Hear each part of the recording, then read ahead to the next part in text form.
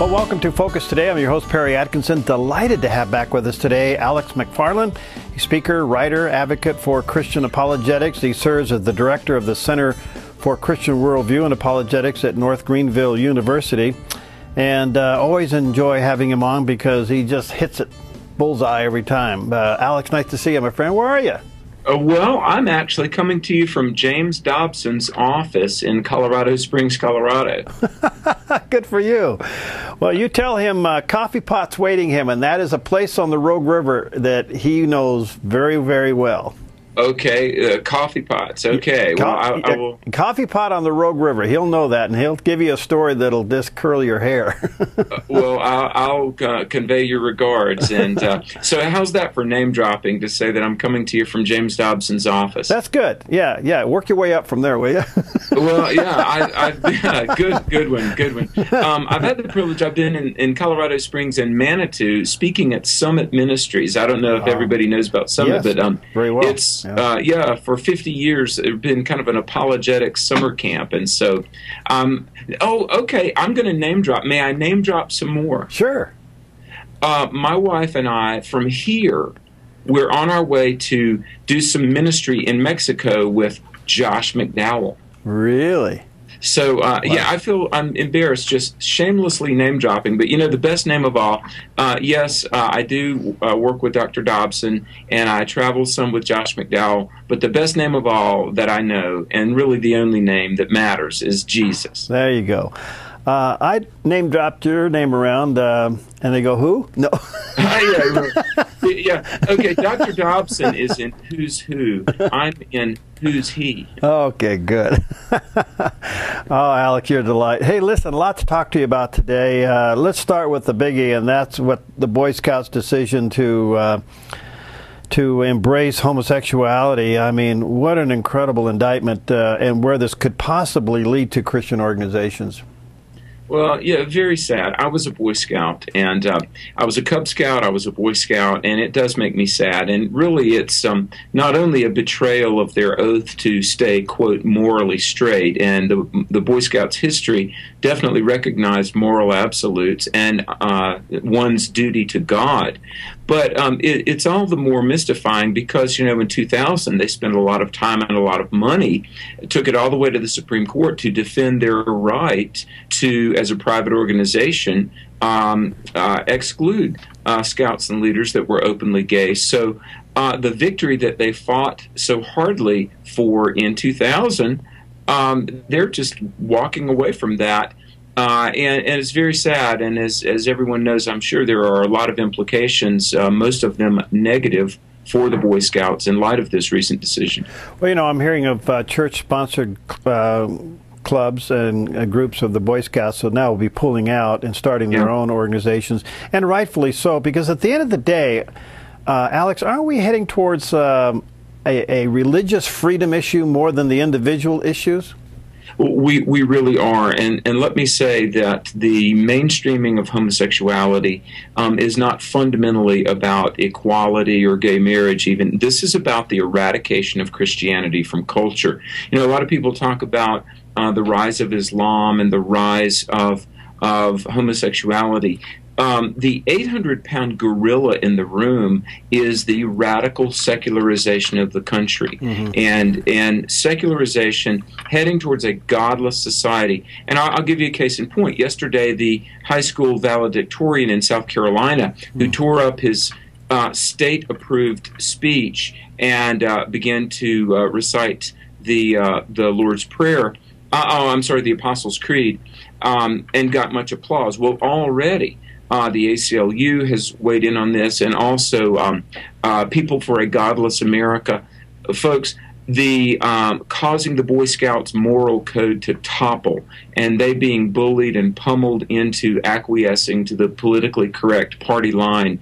This is about the expunging of God from culture, and we Christians had better pray, we had better be informed, we had better speak up, we need to call our elected officials, and also we need to train our children Millennials, those born since 1980, are many times more likely than their parents were to be okay with moral relativism. And we're heading towards, I'm not doom and gloom, God is in control, our home is in heaven. But as far as America, if we do not recover a Christian presence in our nation, we're going to not only lose the souls of many people, we're going to lose our Constitution and our constitutionally protected rights of freedom of religion. And we're like on a daily basis, we're watching our freedoms erode.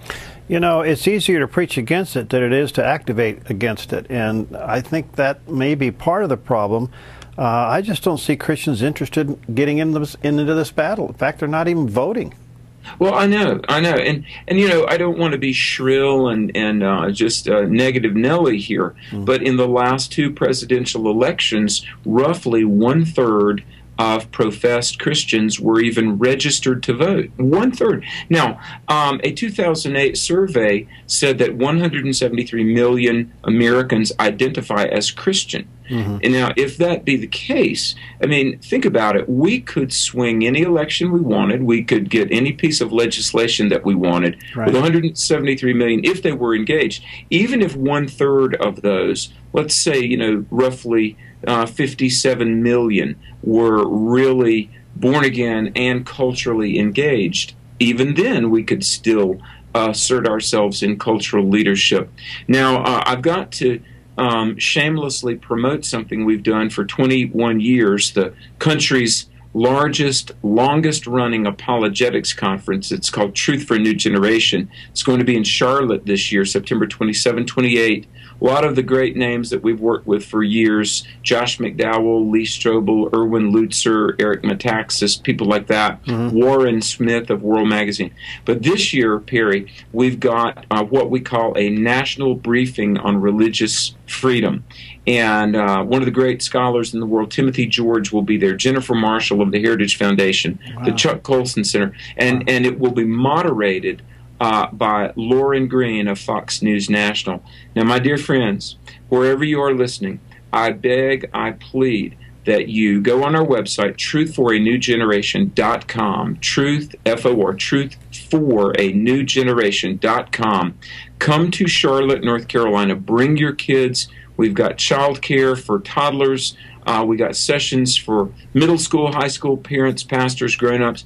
If you care about the Great Commission in our culture, if you care about preserving our Constitution, you need to come to Truth for a New Generation, and you'll go home equipped to make a difference for God and country in your community. That's outstanding. Thank you for mentioning that, and I do encourage our listeners and viewers to check it out, truthforanewgeneration.com. If you can, go over there in September and attend that. When you hear names like that, you're going to come away really, really inspired. Alex, all right, have we lost, if I can say it that way, the homosexual debate?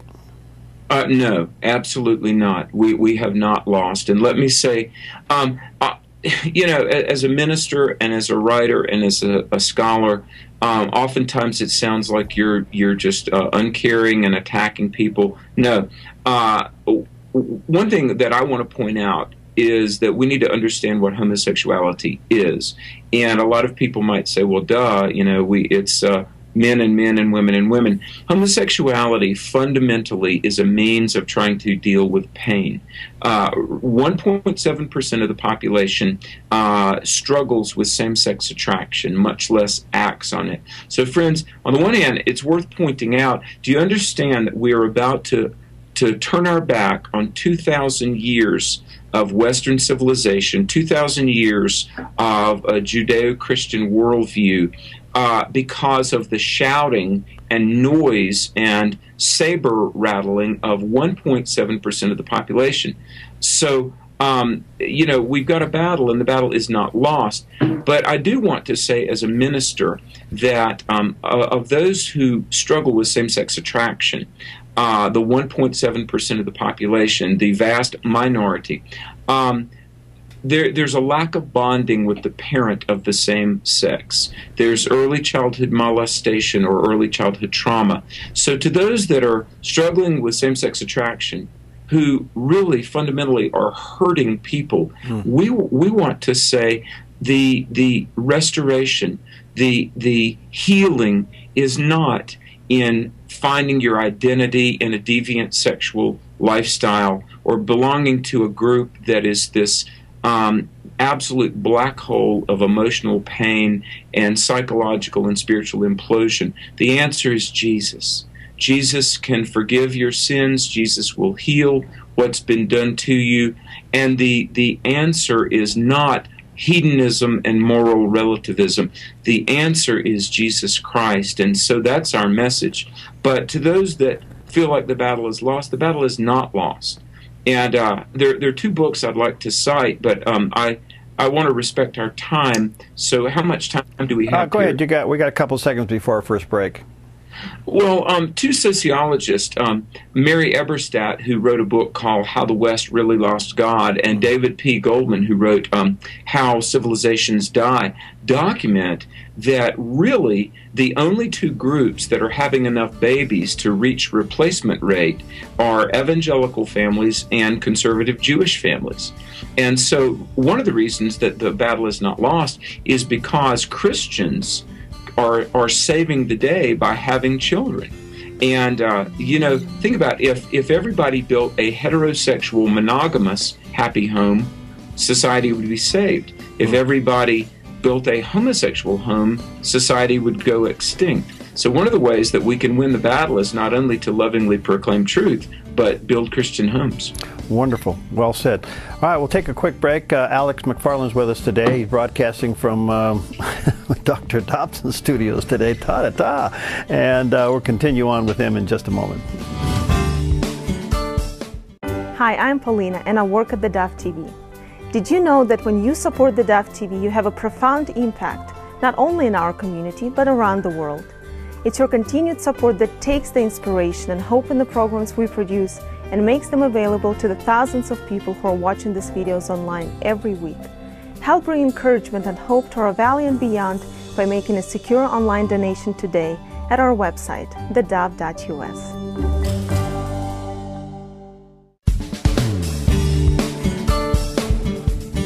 All right, we're back with our good friend Alex McFarland, a speaker, writer, advocate for Christian apologetics, and he's talking to us today. Home for you is where? North Carolina. North Carolina. I go to North Greenville University. I work in the Christian Worldview department there. We have a center for Christian Worldview and Apologetics that I lead. So I'm in South Carolina a lot of the time at the college, and then I'm in Colorado a lot of the time working with Family Talk and Dr. James Dobson. All right, you're broadcasting there today from Family Talk Studios, Dr. Dobson Studio. And again, truthforanewgeneration.com is the website. You want to really make yourself familiar with that website. It's a great resource. And check out the conference coming up in the end of September. I think it's one you're going to want to attend. Well, Alex, in your opinion, I mean, you're around college students. What are they thinking these days about the culture? You mentioned earlier the millennials just are kind of rolling with this cultural relevance. Are you concerned about that? Yeah, I really am, because there are a lot of college students that have come up out of youth groups, and they believe in Jesus. They really do.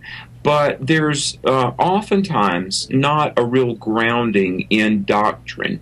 And one of the things that I would say the church, among millennials, we were talking about millennials, but let's say people that are 30 and under. Let's talk about the 18 to 30 age demographic. There's oftentimes, even among those that believe in Jesus, the belief that doctrine is not important. Doctrine divides people, and we shouldn't be dogmatic. But yet Christianity is built on some doctrines. Now, there are a lot of things that are preferences, but there are some things that are matters of conviction, like the fact that Jesus is deity. Jesus is the Son of God. Jesus died and rose again. There's no other salvation except through the person and work of Christ. And without a solid foundation of doctrine and really having a grasp on what are the non-negotiables of the Christian faith, one of which is the authority of Scripture. That's why you've got even professed evangelical young people that are okay with homosexuality, that believe that sincere people of other religions will ultimately go to heaven too, because there's not been an emphasis on the authority of Scripture, and there's not been by many pastors and leaders the clarion call that truth matters. And so when a young person who has this very superficial veneer of faith goes to college, and college is important. I was president of a college 5 years. I'm not bashing education. But when they go and they don't have a solid grasp on what they believe and why they believe it, and then you've got a PhD at the front of the room who's an authority figure saying, well, you know, everything is true, you have your truth, I have my truth, and it's not what you believe, it's your sincerity that matters. Basically what 4 years of college will do for a Christian young person who's not well grounded is they will turn them into a nice little pluralist, a nice little socialist. And you do that for 40 years, as we've seen, and now you've got masses of the population that really don't have much fidelity to God or country. Well, it's well said. I did a show the other day, and I guess it comes down to one of the challenges that maybe pastors may want to consider as they put together their Sunday school curriculum is the scientific defense of the book of Genesis. If they can do that, then these kids can go off to college and defend themselves. Well, exactly. And let me say this, while we're being politically incorrect, I want to be on record as saying, and I will say I've studied this for 25 years plus, I categorically, absolutely, unapologetically, unequivocally reject any belief whatsoever in evolution. One of the greatest tragedies of world history is the pervasive belief in godless Darwinian evolution. And one thing moms and dads have to understand is that at virtually every state university and many Christian universities, science will be taught from an evolutionary perspective. And in fact, almost all other academic disciplines become reinterpreted through an evolutionary lens as well. And so your sons and daughters, while it is necessary to earn a degree, if they are not grounded, their faith will be chipped away. And you're right, one of the things we've got to do, that's why I love Ken Ham and Answers in Genesis. Absolutely, they really defend the book of Genesis. And you know, they've got their 7 C's, creation, catastrophe, all through the cross and the consummation. By the way, if you've never been to Kentucky to the Answers in Genesis Museum, I urge people to go. I've been a number of times. But, you know, Perry, we live in the golden age of apologetics. It's important to defend creation and the Genesis account, and I do believe in a literal the creation story as depicted in the book of Genesis. I am a young earth, 6-day, 24-hour creationist. And let me say that the evidence is on the side of God and creation.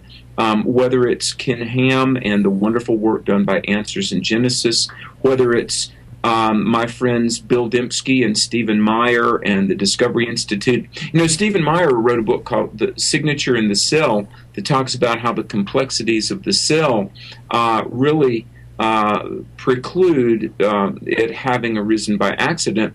The London Times Science Review named it Book of the Decade. Right. Wow. And no American paper would even review the book because our politically correct American journalism and educational systems are so biased against God. But the evidence is on our side and can't be ignored forever.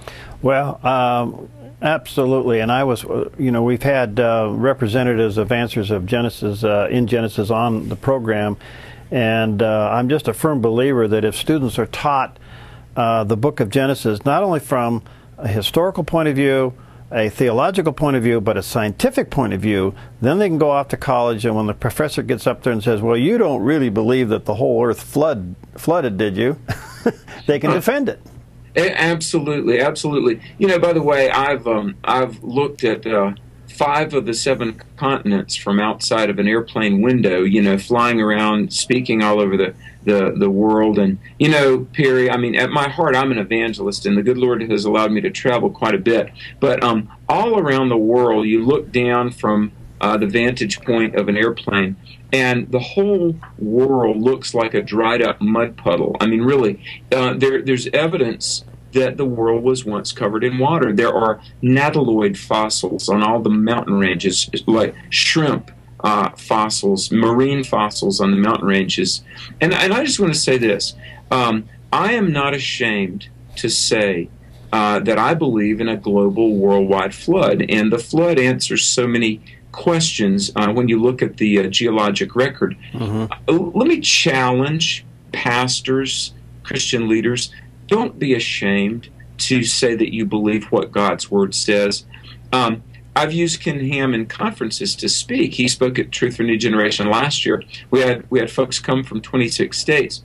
I have had Christian leaders say to me, you know, Alex, I'm with you, and I believe in creation and the flood, but I just can't say it because people would think that I'm, you know, a fundamentalist or something like that. You know, one of the things I love about Ken Ham is keeping the evangelical world honest, because he courageously stands up for the biblical account of our origins.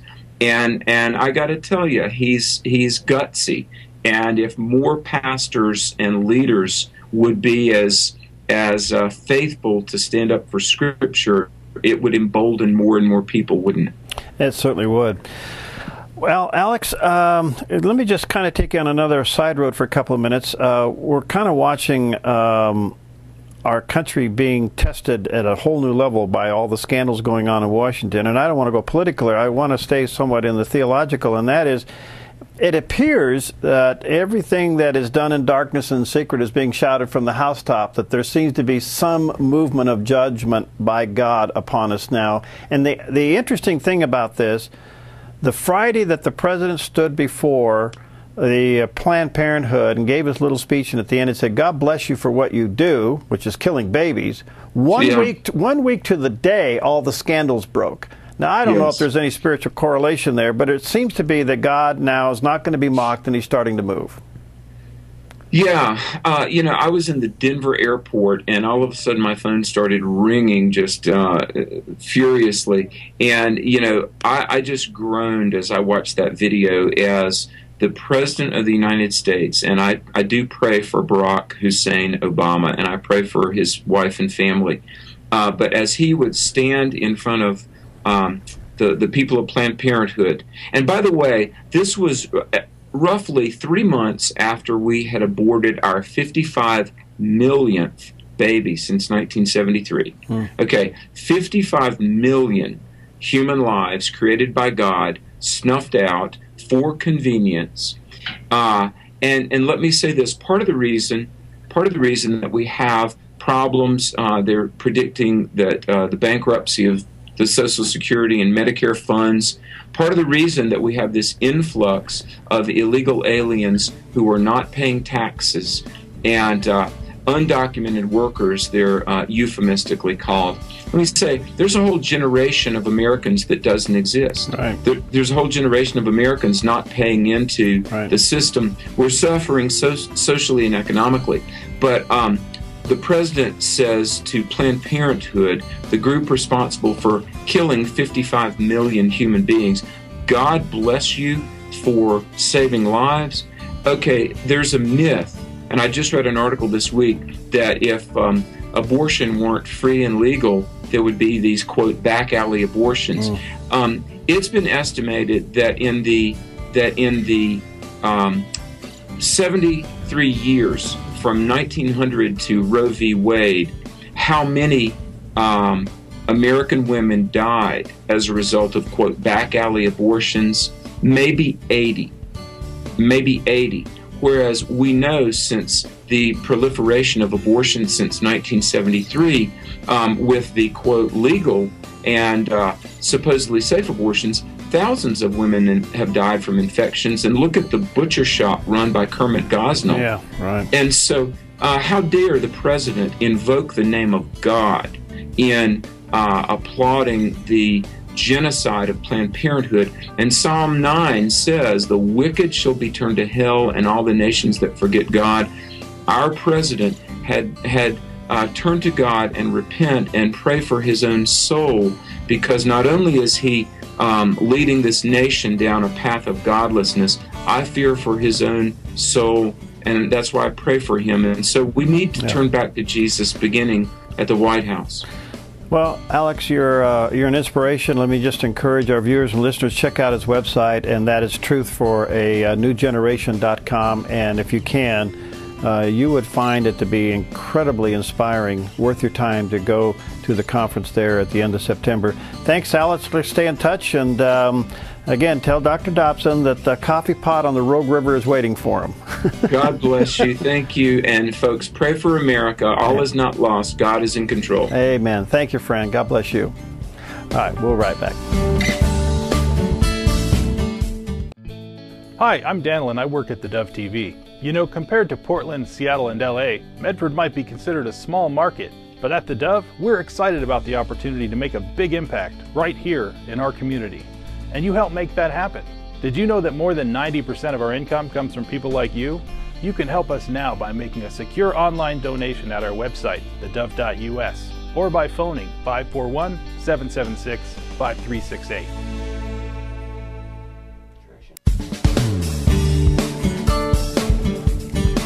Well, buckle your seatbelts. So all I can say is one of my surrogate sons is in the studio with me today. Paul Coughlin is here, and he heads up Protectors, and we talk about bullying. And how you doing, bud? I'm doing good. Good to see you. I'm doing good. Nice to see you as well. Yeah, good to be seen, as they say. You don't age, pal. You know that? Is that it? No. Oh, well. You do not. I should tell my Do you body drink that. formaldehyde or something every morning? Well, yeah, I do. I port my coffee. That's Preserve right there. yourself. Anyway, bullying. Boy, you got some new products out? We do, Perry. You know, as you know, we started out as a faith-based only organization, only because no one else was tackling bullying from a faith-based perspective, at least that we were aware of. Yeah. And as far as we know, we're still the only organization in the U.S. That is doing that. And then within about 3 months, we had more requests to speak in public schools than private schools. And so we thought, well, okay, we'll diversify. So we started out with a faith-based program. We went to a values-based public school program, which is this right here. This is the teacher's guide. Let me hold that up to the camera. I think you see it there. Yeah. Thanks. Yeah, that's broken down. That's the teacher's guide for grades 9 through 12, and wow. we have it for other grades as well. But then we kept getting these requests from faith-based organizations that weren't schools, summer camps, Sunday school, youth group, Awana. They wanted to deal with bullying, but they didn't really want such a thick curriculum. So this month we're coming out with a DVD plus a curriculum called the Life's a Movie, What's Your Role? Hero in You DVD. Oh. And this is from the faith-based perspective. It's from a talk I gave in just outside Nashville about 2 years ago. And so we've cut it up and created a program that pretty much anyone could bring a group of kids through. Technically, wherever 10 or more kids gather, there's going to be bullying. Wow. And so it's a new product. All right. Protectors and bullying. Well, Paul, the whole subject of bullying seems to be really exposed out there. I guess it comes up, produces a couple of questions. Is bullying on the rise, or is it just getting more exposure? Well, that's a great question. You know, one of the frustrating things about this work that we do, the freedom from bullying movement as a whole, not just in the U.S., but across the world, it's hard to get your hands on really hard data. And that's usually the case, Perry, with behaviors that are highly abusive. This is really intentional abuse is what bullying really falls under that category. So whenever you have people who are being abused, we know that they usually don't talk. So like for every one who says, yes, I'm being abused, there might be 10 who are being abused too, but they just don't want to speak. And you get this across the board, particularly like with sexual crime, for example. To answer that question, it is probably on the increase, and it's being reported more. And particularly for someone of my generation and your generation, we never even dealt with what's called cyberbullying. Right. There is one statistic that says that 160,000 kids stay home from school each day due to bullying. We've looked into that statistic and found it was created in the middle 90s, before cyberbullying even existed. Wow. So it's safe to say that it is the #1 form of child abuse in the United States right now, surpassing all of the forms of child abuse. Yet it's the only form of abuse, Perry, that we tell children to just ignore. Wow. Yeah. Wow. You know, has the media attention helped? I do think it has helped. Because, I mean, you got the networks talking about it. You're all over talking about it. I'm seeing more and more exposure of it at all levels. You kind of wonder, wow, A, it's a problem, and B, it's really now getting talked about. Is that affecting bullying at all? Yeah, I think it has, Perry, mostly helped to get this on people's radar. Today's generation, at least, is far more aware of what bullying really is than our generation. We always thought it was about conflict and misunderstanding, miscommunication. In fact, most adults still think it's those things, when in reality it's intentional abuse, it's highly predatory. So today's generation probably more likely to understand that. This is where the media probably hasn't helped, is when some of them don't understand what bullying is. So, for example, you'll hear a newscaster say that such and such team bullied the other team. No, sports teams, I can say as a coach, you don't bully other teams. You beat them through aggression, usually, and will, and hopefully ability. Being aggressive, being tough, being fierce, that's not bullying. So the media doesn't get it right sometimes, and so unfortunately, what happens is we get this cauldron called bullying, and we throw into this cauldron all behavior that we just don't like. If it makes me uncomfortable, it's bullying. Yeah. And that's really unfortunate because, Perry, the kids who are being bullied suffer when particularly adults don't get it right. We need clarity in the theater of bullying so we can get to real solutions to bullying. All right. Let me jump ahead and come back. The long-term effect of bullying is what? It's worse than we thought. A study out of London, February of this year, has confirmed other studies as well. It has told us the result that a child who undergoes serial bullying, not someone who just gets bullied every once in a while, you know, a sustained attack, that it can literally change a person's DNA, especially the gene that regulates moods. Isn't that something? Oh, it's awful. Girls in particular, if when they become the target of serial bullying, will suffer identically what people returning from war suffer as well.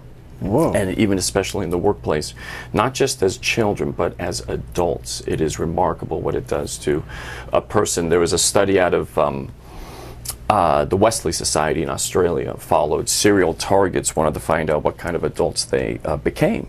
Because we say things like, well, that which doesn't kill us makes us stronger, right? We think we're quoting scripture. That's Friedrich Nietzsche, who was an enemy of the faith. Died insane in a ditch in Austria sometime. I don't forget the year. But we think it makes us stronger. Saying that bullying makes you stronger is like saying that sexual assault makes people stronger. Well, it didn't kill you, so it's going to make you stronger. It simply isn't true. Well, they wanted to find out what kind of adults these kids became. 7 out of 10 had difficulty forming lasting adult relationships, particularly difficulty with trust, anger management, but resentment was the #1 problem. And for people who are familiar with AA and related groups, resentment is the #1 negative emotion tethering people to drug and alcohol abuse. Are there different types of bullying? Oh, sure. Yeah. Usually when if we're going to talk about adolescent bullying, you're going to, at the younger age, you're going to get a good amount of physical bullying. After a while, they figure out they can't quite get away with that, so they'll move to verbal bullying. Most bullying is verbal. Most of it's relational. Most of it is social. It's psychological. And unfortunately, it's the worst kind. A child would probably be better off being physically assaulted over time than psychologically assaulted over time. So is it more peer-to-peer issue, or is it parent-to-child issue? Well, you do have parent-to-child issues as well in regard to bullying. Bullying being the superior use of power with the intention to harm another person over a period of time, and where the bully actually enjoys what they're doing. Why do they do it? Many find pleasure in another person's pain. Putting them down. Yeah, and I just gave you the definition of sadism. By putting someone down, is the intent to build yourself up? To some degree, for kids, it can be a way of climbing up the social ladder and maintaining social status. So not just going up, but maintaining what you have. All right, Paul Coughlin's with us today. He heads up the Protectors, and we're talking about bullying. We'll take a quick break. We'll be right back. Hi, I'm Paula, and I work at theDove TV. Every day we get letters and emails from people who've been encouraged, blessed, and challenged by the programs on theDove TV. But we couldn't do it without you. Did you know that more than 90% of our income comes from people like you? You can help us continue to bring inspiration and hope to our community by making a secure online donation at our website, thedove.us, or call us at 541-776-5368. All right, we're back with Paul Coughlin. Paul heads up Protectors, and it's a faith-based as well as a value-based program to help students and Sunday school teachers as well as education teachers to deal with the whole subject of bullying. If you want to learn more about it, go to protectors.org, protectors.org, and you can check it all out. And you've been all over the place. You've been on the 700 Club. You've been speaking and doing all this, which just lets me to know that you've obviously touched a real nerve by it. And I think, you know, the good thing about this, I don't know if we're aware of bullying and how it affects people. Just recently, more kids, you see it in the news once in a while, they actually commit suicide.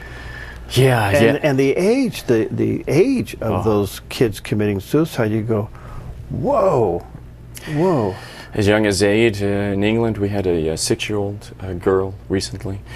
Yeah, the term for that is bullycide, and we have to be very careful with that word. In many cases, these children who take their lives, we will say it was due to bullying. You have to be careful there. Bullying can certainly be a contributing factor in many of these cases, but also in some of these cases there may also, I don't mean to blame the victim here in any way, shape, or form, but there could be other extenuating circumstances, particularly each one's different. Depression and things like that. But Perry, let's just say, it's safe to say that if a child is undergoing a systematic attack, where they're being humiliated and isolated on a regular basis, when they're being told to kill themselves by their peers, which is what happened in Japan a number of years ago, and Japan now is in the throes of sweeping legislation, where if you do to a child what you, if a child does to another child what an adult would do to another adult in the workplace, that adult will be put into jail. They'll certainly lose their job.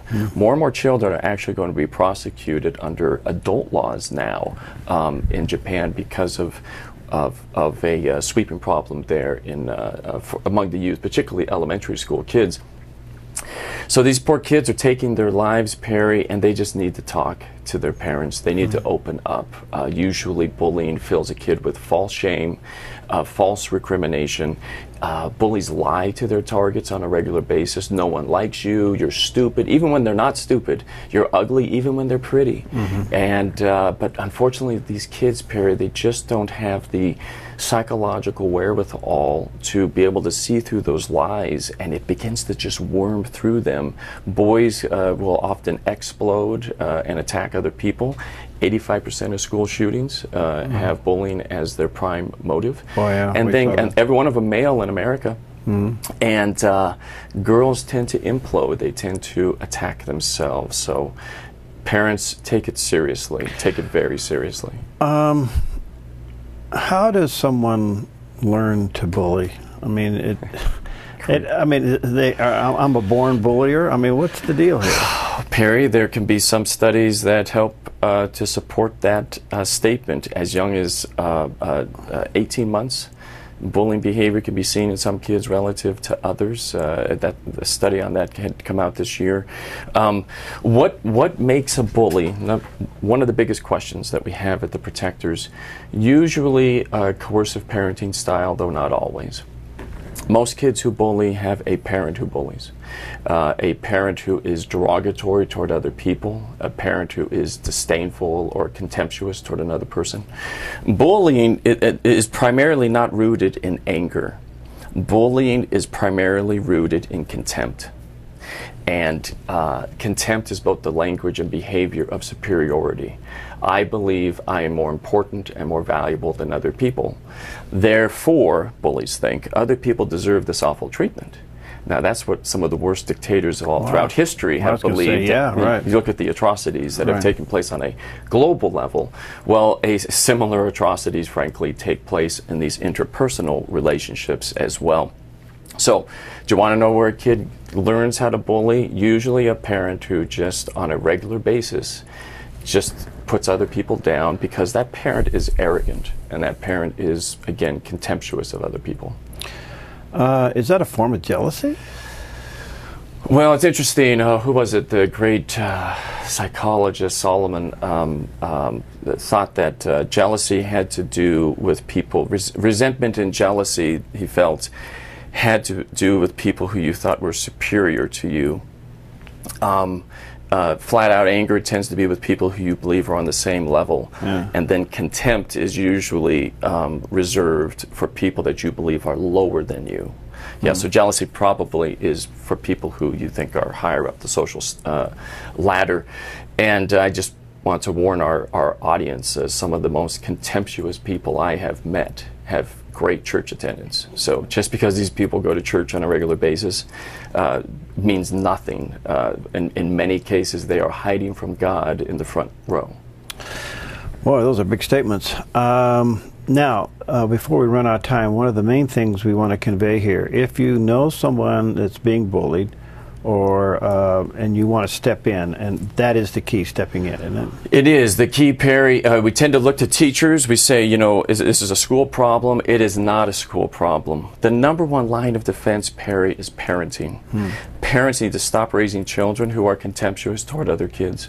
Parents need to stop raising kids who are passive bystanders, frankly sinful bystanders, and become heroic alongside standers. We need to expect our children to intervene when they see it. And studies are amazing. When only one person intervenes, that incident of bullying can end almost 60% of the time within 6 to 8 seconds.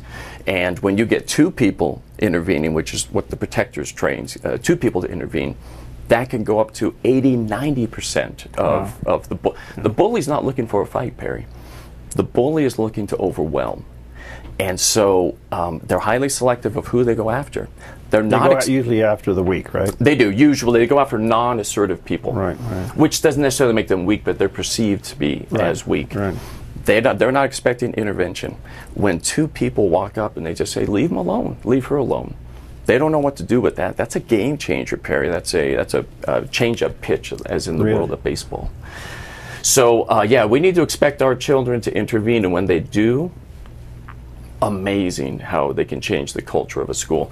Perry, teachers don't define the culture of a school. The students, when the teacher turns their back, that is the culture of the school. What happens when the teacher turns their back? And the teacher doesn't necessarily define that. The students define that, and the parents help define the students. Okay, can this be misdiagnosed? Oh yeah, it's misdiagnosed all the time, Perry. I had this one lady, oh, heaven help me, this one lady, she was up in arms about how her child was being bullied. And I said, well, ma'am, tell me what's going on. And she said a boy, her son was wearing a white shirt, in class, and this boy took a green permanent marker and marked his shoulder as he walked by. Now, it was intentional. It wasn't an accident. And I said, okay, ma'am, what else happened? And she said, no, that's it. I mean, she wanted that other boy expelled from school. And I said, ma'am, we get pleas for help at the Protectors from parents whose children are being sexually assaulted on a regular basis, and they're often physically or mentally challenged kids. And they're afraid to talk. This is what we're dealing with. I said, your son wasn't bullied. That was just an unfortunate incident, and the kid should make up for what he did to your child, but that's not bullying. Yeah, we believe, for example, that if our daughter, usually it's a case where if a daughter is not invited to, like, say, a sleepover or a party, we will say, well, that's bullying because they didn't include her. Oh. That would only be bullying if the kids, if the kids at the sleepover said, let's invite everyone but her because she's horrible, because we don't like her. That, if it were intentional isolation, that would be bullying. But just because a kid doesn't make a team, or just because a child's not invited to a party, that doesn't make it bullying. So bullying has a serial aspect to it. Usually it does. And schools will tell you that they want to know about it right away. Whether or not, the devil's always in the details. So whether or not you want to run to the school right away with one example, I guess if it's really intense and really awful, that's probably a good idea. But usually bullying shows itself over a pattern of time. And this is important because that's where the harm is.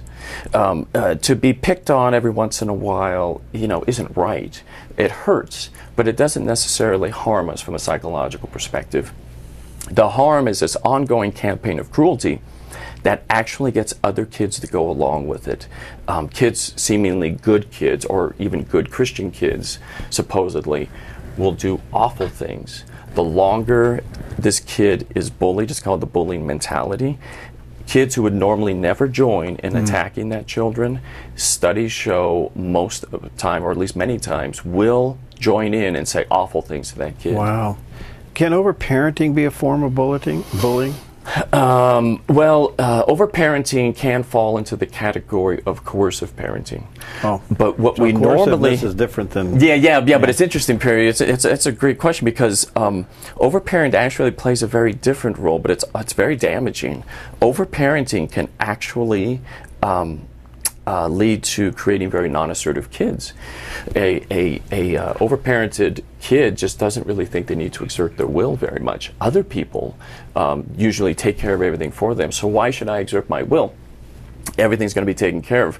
Well, you take this overparented kid, and Perry, I mean, we're working with the church in Washington State. It's one of 4 churches that we have partnerships with, and the pastor's wife works with kindergartners. And she said, yeah, when we were talking about overparenting, she said, yes, we will have mothers come in and cut their child's food for them at lunchtime.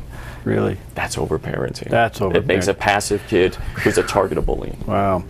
Well, it's called protectors.org as the website. If you want to learn more about this and check out the resources, if you suspect it, I think Paul's a guy that you may want to get a hold of to come maybe do a seminar in your church or maybe in your organization and learn more about this. It's a huge thing, and kids are being affected by it, and we can stop it. Yes, we can. We can stop it. Well, you're doing a great job, and he not only is a great dad, he's a good coach, and I think you probably learned a lot between coaching and parenting, didn't you? You're going to write another book on that? Parenting Without a Manual, which was your idea over 10 years ago. Great idea. Yeah. All right, we'll see you next time. Thank you. Okay.